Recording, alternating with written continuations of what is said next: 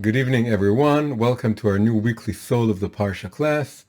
We are now entering the week of Parashat Va'era, the second Parsha of the book of Exodus, and we're going deeper into the whole story of the Jewish people, the Israelites in Egypt, and really the beginning of their redemption.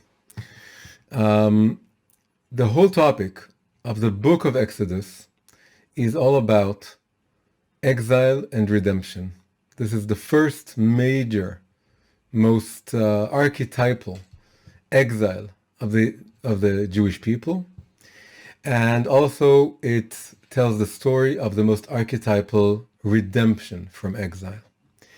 And this pattern, this basic image, maybe the most fundamental story in the entire 5 books of the Torah, maybe the most fundamental story in Judaism and Jewish history in general, where we mention the exile into Egypt and the redemption, the salvation from Egypt, every day in our morning prayers, every holiday, not just Passover, which commemorates the coming out of Egypt, every holiday, every day, even when we bless the food. It's something that's very fundamental. And the reason it's so fundamental is because this notion of us going into exile and coming out of exile is really in many ways the basic, most deep pattern of existence, of what life is all about. Exile doesn't just mean the Jewish people being out of their homeland. And redemption doesn't just mean coming back from other lands back to the Holy Land. This is the simplest, most basic, most superficial level of understanding these two concepts. On a wider, deeper level, exile suggests any kind of being out of place, disconnected from our root, from the source of our being, from where we belong, from where we know who we are, from where we're doing what we're supposed to do. If we're not connected truly to who we are, to what we're supposed to do, if we're outside, orbiting around somewhere around where we should be, this is exile. If we forget our calling, if we don't know what our purpose is, if we're lost, if we're suffering, that's exile. And redemption means going back into our true orbit, going back to our center, the center of gravity, to who we are, to revealing, rediscovering again and again and again who we truly are, and assuming our true position in the world. And this is a constant journey. We can say even that when psychologists talk about individuation, when they talk about every human being discovering gradually over their lives what their true nature is, what their true identity is, what their true purpose is, they're coming out of exile. It's their own personal redemption. Every voyage, every journey, every discovery, and we often have many cycles of such journeys of discovery and rediscovery in our lives. All of this is variations on a theme. It's going back to this basic motif of coming out of Egypt. The Hebrew word for Egypt, Mitzrayim, suggests constraints, limitations, things that limit who we can be, our true potential. And the redemption, the coming out of Egypt, means opening up, coming out to a broader, wider space, expanse, in which we can grow and blossom. In Hebrew, the two words for exile and redemption are very, very similar, very close.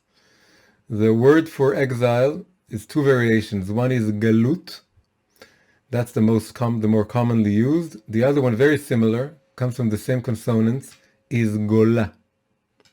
The word for redemption is geula. Only one letter apart. Gola is a 4-letter Hebrew word. Geula is made up of the exact same letters with just the letter Aleph inserted, between the first and the second letters. Aleph, the first letter of the Hebrew alphabet, connotes unity, divinity, or godliness, also light. And the idea is that redemption is the taking of the stuff of the galut, of exile, the stuff of our lives as it was when we weren't connected to our root, and not throwing it away, but just interjecting, inserting light, lighting it from within, and it changes. If you take the major letters of these two words, then you have just two letters. It's the letters gal, gimel and lamed, right? Two consonants. The others are vowels. So in both gola and geula have two major letters, gal. Gal is a wave. And when you put the two words together, gal and gal, it's like two waves, but it creates a new word, which is galgal. What is galgal? Galgal is a wheel that turns. That's why it's an actual sort of round word, because it's one syllable repeated. Gal gal, and you can repeat it endlessly. Gal gal gal gal gal gal, just like a wheel that turns endlessly. So you can say that the first, and even pictorially, you can draw a wave, and then you can draw another wave. But another way to do it is you draw one wave, and the other wave, you put them together, you get a circle. So gal is a wave. There's the wave of the exile, and then there's another wave. There's the wave, the gal of geula. And if you put these two waves together, one semicircle and another semicircle, you get a whole circle. And this is a wheel, the wheel of life, the wheel of fortune, the wheel of motion. Everything that's in motion goes through these two waves. And we need to recognize if this is a good wave or a bad wave. We all need to surf on the waves of our lives, which are really the waves of exile and the waves of redemption, gal hagola and gal hageula. Now we can take this word galgal. Galgal is totally circular. If it's totally circular, we get a feeling that we're not going anywhere. That could be very disheartening. If it's just a constant circle, then we feel that it's, one day we're up, one day we're down. The Arabs have a saying, Yom Asal, Yom Basal. One day is like honey, the other day is like onion. It's one day is sweet, one day is sour. And that's the Arabic version of the wheel of exile and redemption. But if we add just one letter to the word galgal, we add the letter vav inside the second wave. The second wave, well, if you're an optimist, the second wave, of course, is redemption. If you're a pessimist, the first wave is redemption and the second wave is exile. But since we're optimists, the first wave is exile and the second wave is redemption. So if you put vav in the middle of the second wave, the word galgal, wheel, becomes the word gilgul, which is reincarnation. Reincarnation comes from the same root as wheel. It's like the wheel of fortune, the wheel of life and death. But it changes because it becomes from just a noun, it becomes an action, gilgul, to reincarnate, to be reincarnated, leitgalgel. So gilgul is reincarnation. And now it's asymmetrical. And though the circle is broken, it becomes a kind of spiral. Why does it become a kind of spiral? Because the second wave has an added value that the first wave didn't have. The Vav suggests the light of God coming down. The Vav is just one line, and you draw it, you illustrate it you start with the top, you go down. So Vav in Kabbalah, in Chassidut, always suggests a sort of ray of light that goes up from heaven downwards. So if you add that into the second wave, you get, similar to the idea that Geula is just Gola with the letter Aleph, with light within it. So the first Gal is just a Gal, it's an empty Gal, it's just a wave. You're just carried off by waves. But the second gal, you have a vav in the center, it's filled with divine light, and then you feel that it's not just a circle, an endless circle goes nowhere. You feel it's progressing. The second half of the word is different, it's richer. And it has a linear element, not just a circular element, because vav is a line, a straight line. So you're moving from this endless circle to something that you feel that there is a circular element, because you're going to be, you have to go through several rounds of changes in your life. But you feel that whenever you reach the second wave, there's an added value. Something has been gained, something has been learned. You've connected to a certain ray of light, and that helps you elevate yourself and advance. So if you add to a circle, you add a line, it becomes a spiral. And the word itself, galgal, is circular, but gilgul suggests a spiral. Also, gilgul, now this new word with the vav, has the gematria, the numerical value of chesed. Chesed is love or loving kindness. You don't get that with galgal. Gilgul is 72, that's the numerical value. 72 is the same numerical value as chesed. So now it becomes an act of sort of grace or love of God. God is loving us by turning the wheels of our life into an upward, progressing, advancing spiral. That was just an introduction to get us into the topic. The topic we want to talk about today is we want to talk about the title of the class is the spiral of suffering. We spoke about a spiral, and the spiral is constantly reaching, advancing towards redemption, towards solutions to our problems, towards more and more light and fulfillment.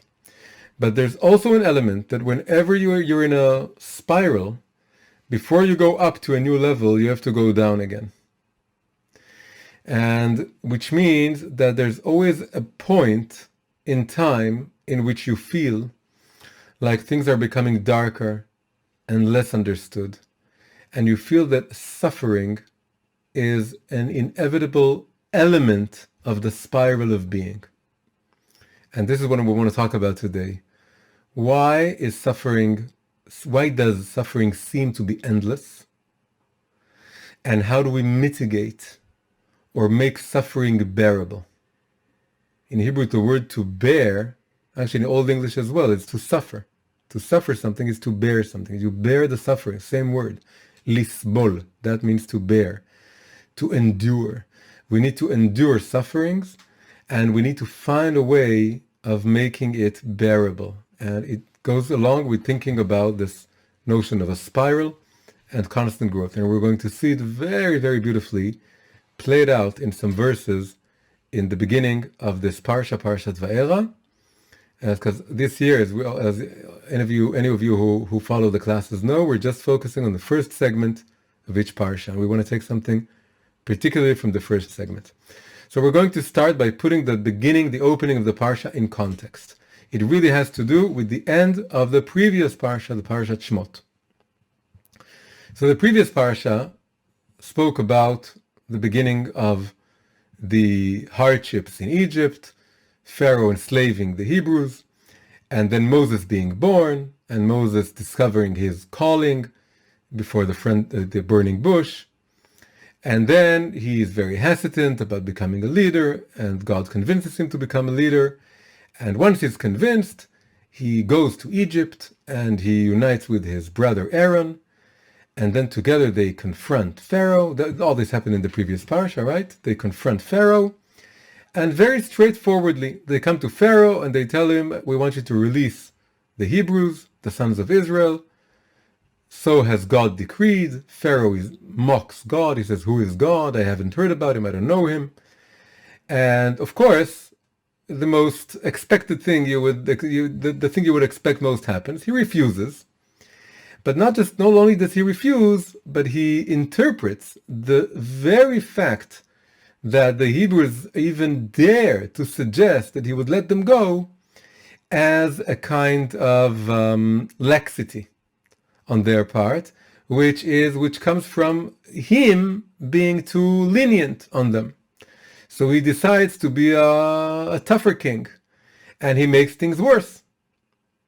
And he says, now, not only do you have to do the same amount of work as before, I see that you're becoming too lax, because I must have been too kind, so it's time for me to be tougher. So now you have to collect your own straw, and which adds a lot of work to the whole thing. And it's not like you have to collect the straw, but you need to do less. You need to do the same amount of work, but now you also have to do to collect, to find the straw yourself. Before I provided it for you, now you have to provide it yourself. And then things go haywire, and the officers in charge of the Jewish people, they get beaten up by the more superior officers, and they go to Pharaoh, and again he mocks them. And what it ends up being is that everyone is angry at Moses. And Moshe finally agreed to become the savior, to become the God's messenger. And he was so hesitant, but he agreed.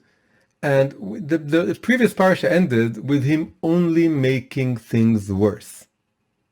So we see here something very, very important, very, very fundamental to what happens when you start serving God, is that when you start serving God, things become worse. They don't become better. This we learned from Moshe. Moshe he didn't really want to. He needed a lot of convincing. He ended up being convinced. And what did he get for it? Everyone's complaining. Everyone hates him. They say, we wish you didn't come. Now you made it worse for us. Just go to where you came from and don't bother us anymore because you just made things worse. And he is so confused. He turns to God. And this is how the previous parsha ended. He turns to God and he says, "Oh Lord, why did you bring harm upon these people?" Lama hare'ota la'am hazeh. Very, very powerful words. Why did you make it worse? You could have done nothing. Why did you make it worse? And then he adds another question. Why did you send me? Very, very deep existential questions. Why did you cause this suffering? Why did you make things bad and worse? Why did you send me? Ever since I came to Pharaoh to speak in your name, this people's situation has only worsened. And you did not save them. Resounding words. And these questions echo. We're left hanging at the end of the previous parasha with these words, with this question. The final verse is a kind of answer, a very weak answer. God is telling him, no, you shall see that now I'm going to save you. But according to many interpretations, this isn't really the answer. The answer is really coming in the beginning of our parsha, which means that we're left hanging. It's a kind of cliffhanger. It's not the kind of cliffhanger that leaves you in suspense, but it leaves you with a resounding question. And this is something actually experienced by many people who are on the path of tshuva. They do great changes in their lives. They change sometimes everything about their lives. They change their appearance, they change their habits, they start observing Sabbath, they start changing what they eat and don't eat and who they touch and so many things. And they're really hopeful that now everything is going to be much, much better because I'm doing God's will. And sometimes there is a short euphoria, but often what happens is similar to what happened to Moshe. Is you do this amazing change, and you tie yourself to this duty, and things become worse, and you say, why am I doing this? And also the people around you aren't very, they're not always very encouraging. Many Bali Tshuva, they get this reaction. You were nicer before. This. You were a nicer guy before. When you were still secular, it was nicer to hang around with you. You didn't deal with all these little details, and you weren't as judgmental. And I preferred it when it was before you made this change. And you're just making things more complicated. and just let us be. And now we all have to do things in your favor. We have to change things in order to accommodate you, and so on. And of course, it's not the same situation, but it's a similar situation. Things become worse. So before we experience a spiral, we experience a descent. We experience a hiding of the face. We experience questions, unanswered questions. Why? Why does it need to become worse before it becomes better? Why did you send me? And just that the idea that the parsha ends this way is extremely powerful, the previous parsha. It ends with, this whole parsha was about this character Moshe discovering, running away, and then meeting God and fighting and connecting to his, mission, and going on his mission, and not just failing, making it worse. And that's how the parsha ends. That's a strong message that's being, relayed here. What is the answer? The answer in this parsha is the opening of the parsha. And the opening of the parsha is God tells him,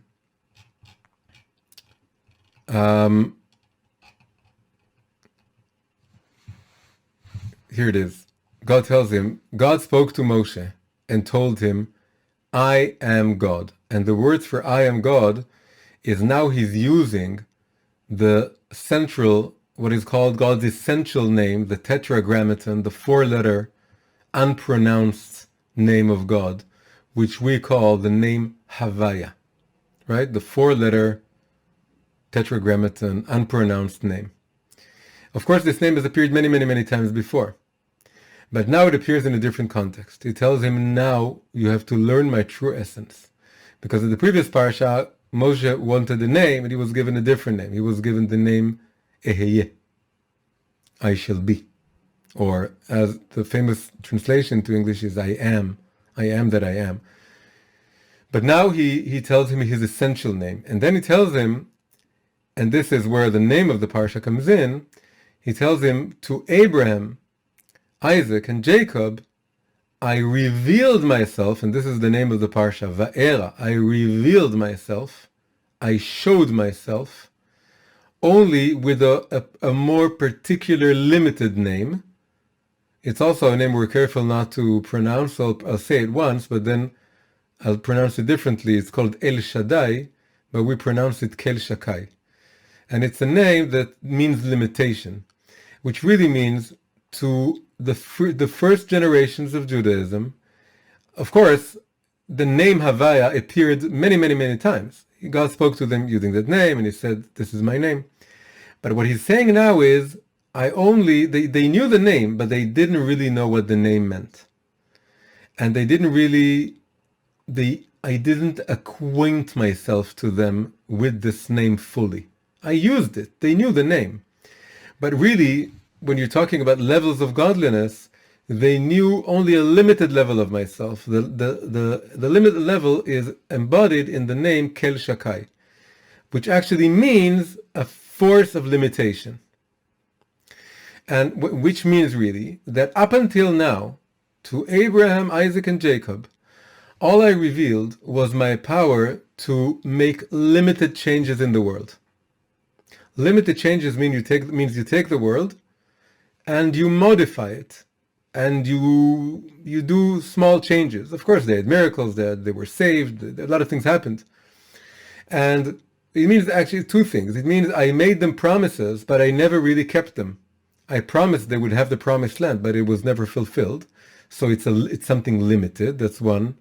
And the other is, like I said, is that I showed them only a limited amount of my power, how I can change things gradually, a little bit, details.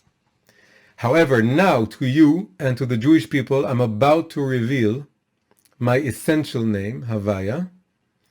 Havaya is the name that fulfills the promises of the more limited name. And also, it's the power to completely recreate reality anew. The whole idea coming out of Egypt, right? The word Passover in Hebrew, Pesach, means to jump, not just to walk. Walking is making gradual changes. that the patriarchs knew. But to make jumps in reality, to completely turn things upside down and create an upheaval and totally destroy Egypt and take the Jewish people out of it, that is a totally different level of miracle. And that's what I'm about to reveal.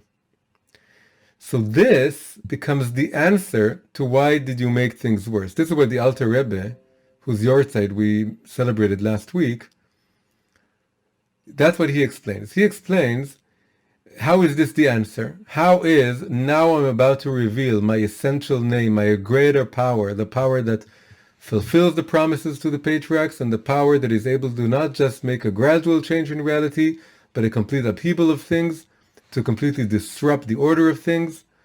How can this be an answer to the question, how have you made things worse? He says, because it goes together. In order for a new level of godliness to be revealed, it needs to be preceded by a darkness.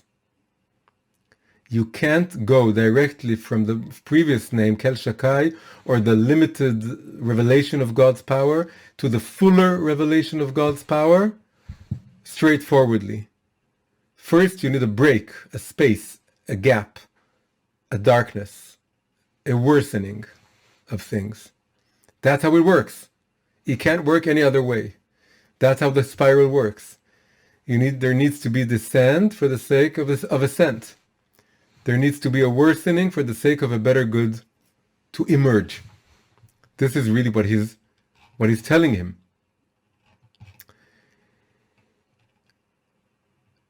So we're going to see this now in a beautiful, beautiful way in the next verses that appear. So the Parsha opens, again, with God telling Moses, I am Havaya. Up until now, I have shown myself to the first generations of Judaism. And we have to stress the word shown. This is also important. Right? The name of the Parsha is I have shown. I have shown myself, or I have revealed myself to the patriarchs in a limited fashion. Now I'm going to be known, not just shown. I'm going to be known to you with my essential name Havaya, with a higher, fuller revelation of my essence. So the first level to the patriarchs, it was something you could see. Seeing means something more figurative, relatively speaking, something you can see or sense. But now we're going to reach a higher level of connection, which isn't seeing, it's knowing. The name of the Parsha is named after the lower level revelation. I have shown myself to the previous generations in a limited capacity. But now I'm going to make it known to you. Right? Let's read the verse to be more precise. It says, I haven't made myself known to the previous generation with my name Havaya, but now I am going to make myself known to you. So all this suggests, again, that there's a kind of spiral with the name of the Parsha stressing, really connecting to the end of the previous Parsha, the worsening, the why have you made things worse. Just showing, just seeing, but not connected to something beyond sight or beyond, a direct experience of things. So this is just the basic idea. But now we're going to, it's a very simple idea, but it's a very deep idea.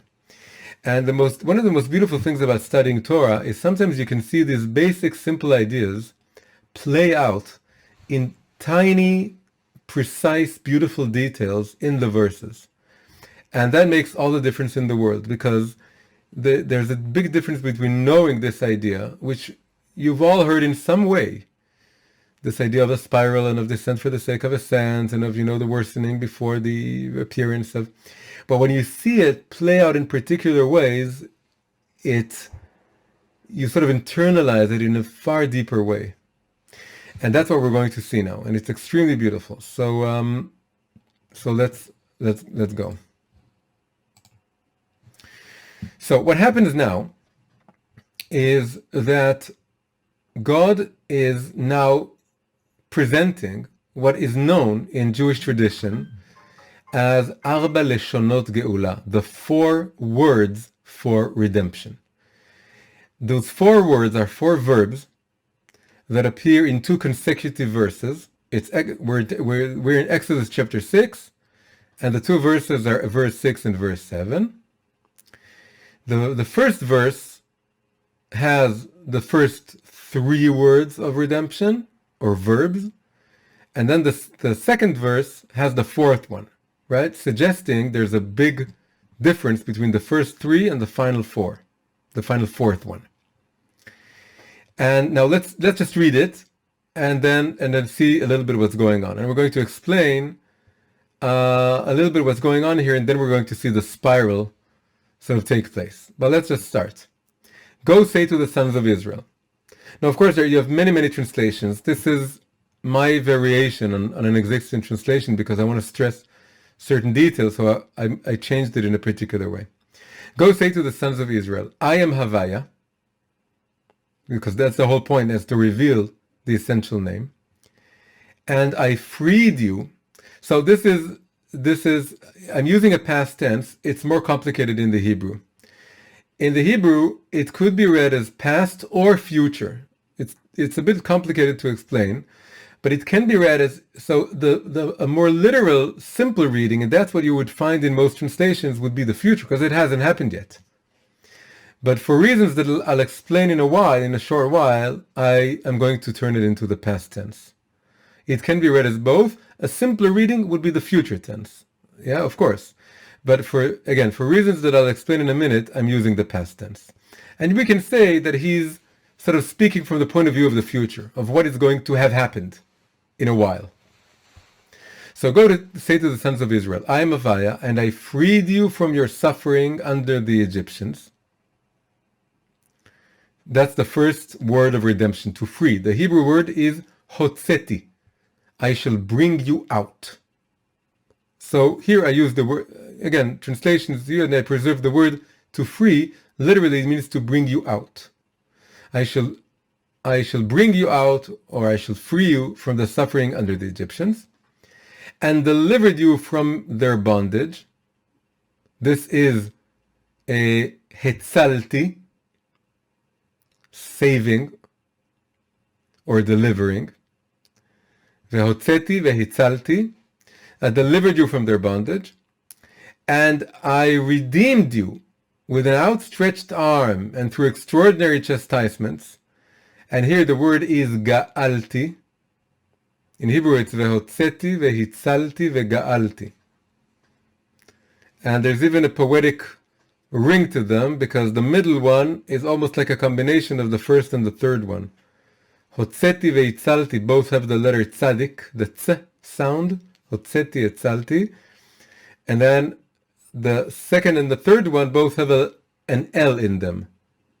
Hitzalti ga'alti. So it's very beautiful. The middle word is almost like a transition between the first and the third one. So it's just beautiful Hebrew. It's like an evolution. Hotzeti etzalti ga'alti. So the middle verb has the tzadik from the first one and the lamed from the third one. Very beautiful. So this is the first verse, and it has a very long verse, and it has the first 3 words for redemption. This is basic, by the way, to Passover and the Haggadah. It corresponds to the 4 cups of wine that we drink in the Passover night, and connected to the 4 sons, all the 4s. There are a lot of foursomes going on in the Haggadah in Passover, so it starts with this. And then comes the second verse, and the 4th word, and it says, and I took you, lakachti. I took you to be my people, and I was your God, and you shall know that I am Avaya. Again, I am Avaya, your God, who frees you from the sufferings of the Egyptians. So just a quick sort of, this could be a whole class. We're going to do this very briefly just to get a feel for what's going on here. A very deep explanation starts with the sages interpreting the 4 verbs, and they say the following. They say the first one, the freeing, hotzeti, the bringing out, is just the the cessation of the harsh work. They're still in Egypt, but once the plague started, starting with the first plague, the plague of blood, they stopped working hard. Their enslavement really effectively came to an end because the Egyptians were too busy coping with the plagues. Second, the Hetzalti is the coming out physically from the land of Egypt following the 10th plague. The third one, Ga'alti, is the crossing of the Red Sea, a full week later, and the drowning of the Egyptians. So all these happen relatively close to one another, and they all they still very much have to do with the land of Egypt. In the first one, they're still in the land of Egypt. In the second one, they're just crossing the border out of the land of Egypt. And in the third one, they're getting rid of the Egyptians who are chasing them. But it's still bound up with Egypt. Even the third one, because the Egyptians are chasing them. However, the fourth one is very different. It's no coincidence, it's a verse in and of itself. The fourth one is the giving of the Torah, 6 weeks after the crossing of the parting of the Red Sea. It's reaching Sinai and the beginning of the receiving of the Torah. And the Hebrew word to take, also suggests marriage. To take a wife. If you know the laws of marriage in the Talmud, it's learned from the verb ki yikach ish isha, if a man takes a woman. So taking is one of the Hebrew words for marrying. So the idea is that the taking here is the sort of marriage, the metaphorical marriage between God and the Jewish people in Mount Sinai. Very different. There's a time jump between the first three and the final one, and also completely different context. The first three have to do with Egypt, and the final fourth one is far away from Egypt. It's 7 weeks after coming out of Egypt, 6 weeks after the parting of the Red Sea, and they're at the foothills of Mount Sinai. Another deeper, so this is Chazal, this is the sages. A Hasidic explanation says that the first level has to do with release from the Egyptians on a practical level. So for all of us, the first thing, we need to come out of our Egypt. Each one has their own Egypt, their own constraints in life, and there are 4 levels of coming out of it. The first level is just to get out of it, vehotzeti, just get out of there, and just stop the bad habit, or stop the bad thing you're doing, or the bad place you're at. Just get out of there. That's the first step. It's very superficial, but it's vital. So that's just getting out. And then the second one, which is coming out of the land of Egypt, is more emotional. It means coming out of the mental space of whatever it is that's limiting your life, that's narrowing you down. The first is just stop, it's like stop smoking. And then the second one maybe is don't hang around people who smoke so much. Get out of that atmosphere. Change your climate. Change your atmosphere. It's more emotional. It has to do with the mental space that surrounds you, or emotional space. The third one, that has to do with crossing the Red Sea and drowning the Egyptians, has to do with getting rid of remnants of whatever it is that's limiting you or enslaving you on a deeper, more even intellectual level in terms of your thoughts. You have the habit of going back in your mind to that old bad mental space you were in. And that means that you're out of Egypt, but psychologically the Egyptians are still running after you, and you're letting them. You're letting those negative thoughts haunt you. That means that although you're out of Egypt in the first 2 levels, Egypt is not out of you. The Egyptians are still running after you. And you need to drown that as well. You need to put that behind you as well. Right? 3 levels. But again, it all communicates with Egypt still. Then the 4th one, again, the first one, what is here called freeing or coming out, is just on a practical level. The second one, the delivering or the hetzalti, is the emotional one. And then the redeeming, the ga'alti, is, really freeing yourself from the internal bondage within you, being haunted by the enslaver, the whatever is the negative force that you're running away from. But it's all around the negativity. It all has to do with negating the negativity. 4th one, totally different. 4th one is you're getting a Torah. Getting the Torah, receiving the Torah means now you have a new vocation. You even it's deeper than that. You have a new master, a good one.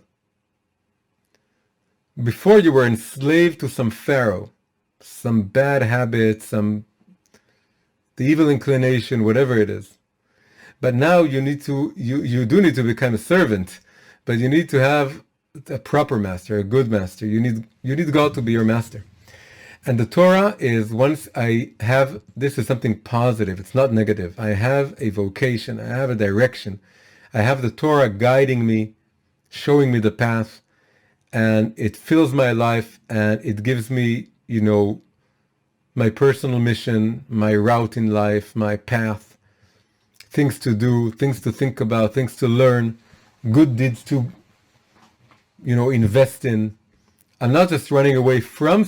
This is called in philosophy to be the distinction between the first 3 and the final 4 is that the first three have to do with freedom from. I'm free from some limitation. And the 4th one has to do with freedom to. I'm free to do what I want to do, what I really want to do. So the first freedom is negative and the second freedom is positive. And also, of course, the first 3 have to do with the holiday of Passover, and the final 4th one has to do with the holiday of Shavuot, Festival of Weeks, or Pentecost. So you can see that the jump here is extremely meaningful between the first 3 and the final 4th one. Now, so this is just a basic idea to think about deeply about what these 4 words mean. But now we're going to look at something more interesting, and this connects to the idea of the spiral. If you look very closely at the first part of the first verse, the one that has to do with the first word, the freeing, the hotzeti, the coming out, and you look at the final 4th stage, the one that has to do with receiving the Torah and positive freedom and all of this, you see that there are 3 elements that you get a sensation of a full circle being closed. There's a circular element here, and I'm going to show it to you now. 3 elements, and I've color-coded them, 3 elements that repeat themselves. So the first is the term I am Havaya, I am God's essential name, repeats itself in the first word for redemption and in the 4th word for redemption. Full circle. Second, the verb to free, lehotzi, also appears. Vehotzeti in the first case, and hamotzi, who frees them, in the 4th one. And also the word suffering, which is in Hebrew is sivlot. It's a word that appears many times around the story of the enslavement in Egypt. It appeared in the previous parasha, and Pharaoh mentioned it, and it repeats many times. The sivlot Mitzrayim, the suffering, or is sometimes translated as the labors of Egypt. So that appears again. In the first one it says, I freed you from your suffering under the Egyptians, and again, he says, it frees you, the one who frees you from your sufferings of the under the Egyptians or of the Egyptians. So this appears to be something like a circle. That this is called in Kabbalah that the end is wedged in the beginning and the beginning is wedged in the end. A famous concept from the Book of Formation, Sefer Yetzirah. However, if you look closer, each one of these three links is slightly changed. There's a variation, just like the transition between Galgal and Gilgul, or Gola and Geula. There's a variation, and the variations make all the difference in the world. They turn the circle into a spiral. So let's look at the 3 points of difference.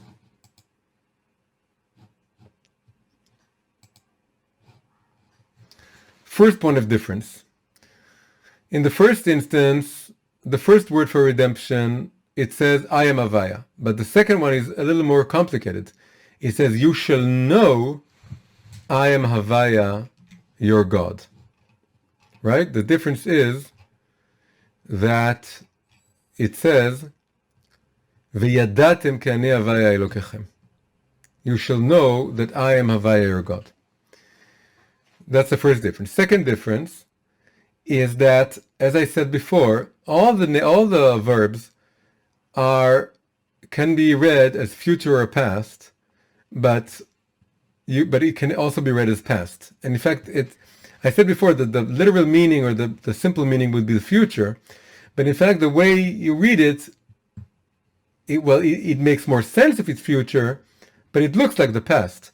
And we're going to read it now as the past. So in the first instance, it says freed, hotzeti, in the past, but in the end it says freed in the present.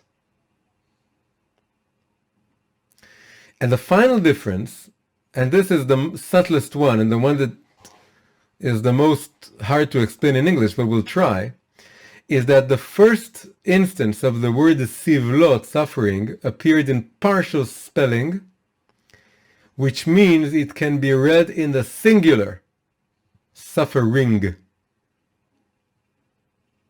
And the second word is sivlot in a full spelling. You have the vav there, which means it has to be read in the plural. The first one can be read in the singular. I said plural before, what did I say?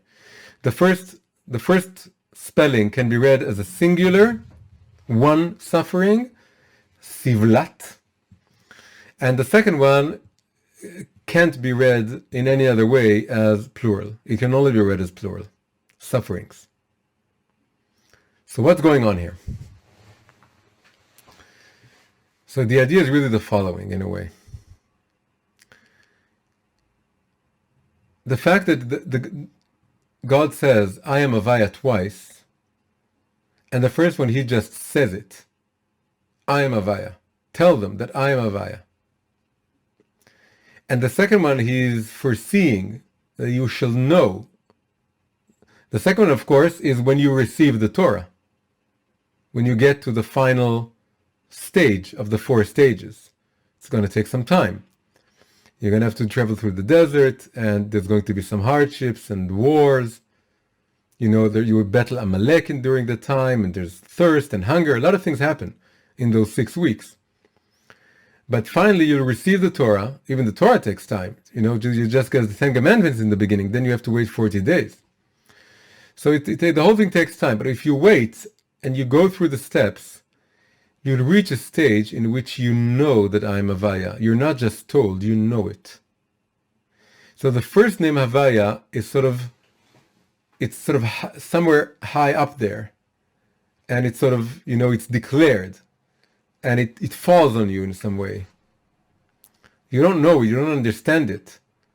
And in fact, just after this, that Moshe goes and tells all of this, all the 4 stages, he tells it to the Jewish people, it is said that they couldn't listen.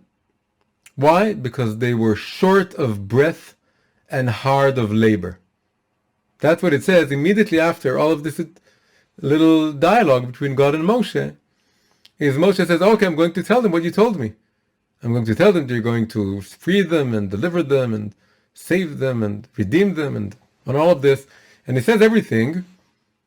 and they can't listen because they were short of breath and under hard labor. They couldn't listen because they're still in Egypt. They're still in Egypt. And for them, it's just a name. The name Havaya. It's just a concept. It's somewhere up high up there. Yeah, we heard you. And it's sort of a very deep concept that God can redeem you from anything. But you don't know it, you haven't experienced it, you don't really believe it. It's out of your reach. But what God promises, when you're going to go through the whole spiral, if you're going to survive the worsening, and you'll see that great miracles will happen, and then you'll know this name. So really there are three stages. There's the worsening, and then there's an initial revelation of the name Havaya, which doesn't really, seep in. And then finally, after the four stages, you get a full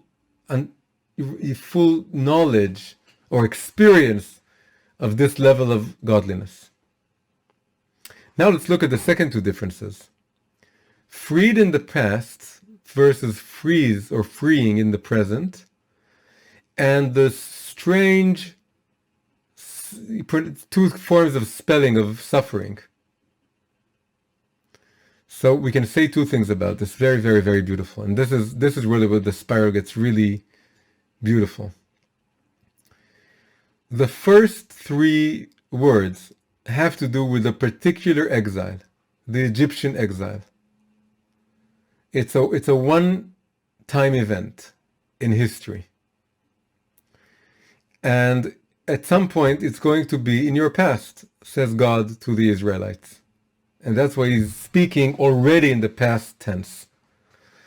And it'll be over. It'll be behind you. It'll be a memory. You'll talk about it in Passover. You'll remind yourself of it, every day. And you'll need to imagine as if you came out of Egypt, as all Jews are told to imagine, to think of themselves as coming out of Egypt. But it's going to be a one-time event, and it'll be behind you. It'll be a memory. And that's why it's in the past tense. And also, Sivlot can be read, the first Sivlot, as just one suffering, one-time event. So it's one period, very harsh, very bad, but it's over. It was a one-time thing, it's behind you. However, the spiral of suffering, or the spiral of constant regrowth, is never ending. And there's going to be more and more sufferings in the plural. Because it's not going to be as hard as Egypt, but there's always going to be, just before, a new dawn, there'll be a new darkness. And there's going to be a plurality of them. Sivlot, in the plural. And the coming out of it will not be in the past tense. It's an eternal present. Motzi. I free you. I freed you in the past. I free you now and again now and again now. And all the time I'm freeing you. I'm getting you out of a new level of suffering or constraint or labor. Labor also suggests birth. Coming out of Egypt is like being born. Egypt is like a womb. And of course, every time you're going to know me more. And not only know me, I didn't speak about this. It's not just you shall know I am Havaya, it's I shall become your God, means your actual guiding force in an experiential way. This means becoming your God. Havaya Elokecha, not just Havaya. Not just the essential name Havaya. I'm going to be your God. A very, you're going very muchashi, what's the word? Very direct experience. A direct sensation of I'm guiding you in your life. Still trying to remember the word muchashi. Maybe probably write it down for me. Uh,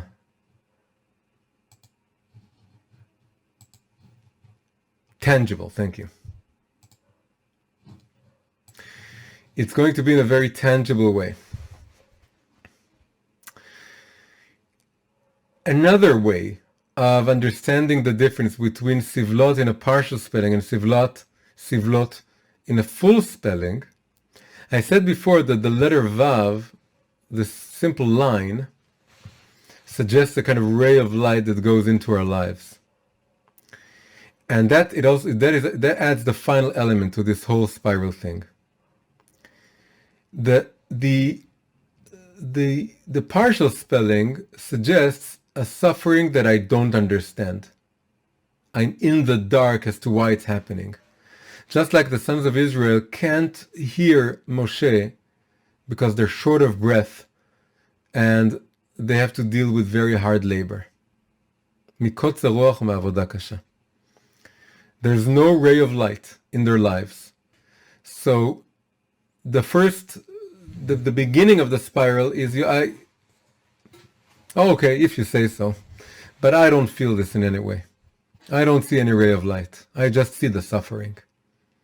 However, the second suffering has this, on the one hand, it's like it's in the plural. There's more and more, endless. It said of righteous people, when they reach heaven, they don't rest. They go from force to force, from strength to strength. Sorry, that's the expression. Michail el Chayil. Each time they need to come out of a limitation and reach a higher fulfillment. So on the one hand, it's endless. On the other hand, there's a ray of light in it. Like a thread through so many beads. One thread, one ray of light that illuminates it from within. And what makes the difference? What makes the big difference that the second sivlot have this vav in them is if we go back to the verses here, then you remember that the fourth word of redemption is I took you. I took you is I marry you. I give you the Torah. Is the big difference between the first exile, which is the Egyptian exile, and all the other exiles you're going to go through as a collective, as a people, and as individuals, is that you're going to have the Torah with you. In Egypt, we didn't have the Torah because it was just the first 3 words of redemption. But when we get to the fourth one, we have the Torah. That is the fourth word of redemption. When you get the Torah, the suffering doesn't end, but it is illuminated. When you study Torah, you understand that this spiral is a deep, fundamental, essential part of our lives. That before there's a new revelation of God's essence, before you know on a deeper level that I am Havaya, that He is really what is and was and will be and creates everything, there needs to be a darkness, a worsening, a hiding of the face, a suffering, but it'll be illuminated by the Torah. You'll have Torah to study that'll guide your way, that'll illuminate your way.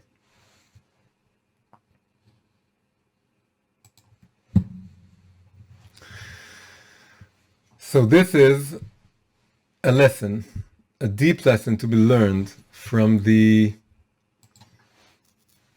opening of this parsha.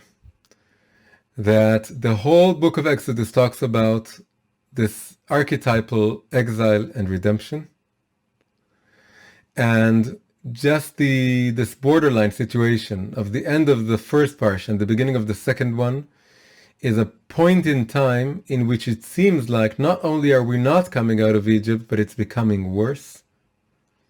However, all this is a descent for the sake of ascent. It's leading up to a higher revelation of God's essence, which itself is divided into the first stage of the revelation, in which it's just outside of me and I don't know it. I'm just told that there is this level, but I'm too short of breath. I'm dealing with this hard work, with this heart situation in my life. It's just like some super conscious faith, or a glimmer in the horizon. That's what it is. But it doesn't. But I'm still in the dark as to what's going on. But then, as things progress and advance, and I come out of it and I grow out of it, I assume my breath again, and I receive the Torah, and I can, breathe in and out and study it properly. And just like we did in this class, we took 4 verses, and, we took our time to look closely at all the little things that are going on there. And then suddenly this whole concept, very simple concept of the spiral, is sort of, spelled out in a far more detailed and a nuanced way that really tells us, it runs home this idea in a deeper way. That when we go through these stages and we're fully out of Egypt and we're married to receive the Torah, and we need to receive the Torah anew every year and every month. There's a new month starting this week, and every day maybe, then we can go through this process of renewal and bring light into our lives, and it doesn't get rid of the suffering that's an essential part of existence, but it illuminates it from within, and it turns it into an element in the process, in the evolution of growth. So this was our class for Va'era for this week. Hi, if you enjoyed this video, please press like and subscribe to the channel. Also, please consider supporting me on Patreon. Patreon is a platform for supporting independent creators. You can find the link in the description below. Thank you very much.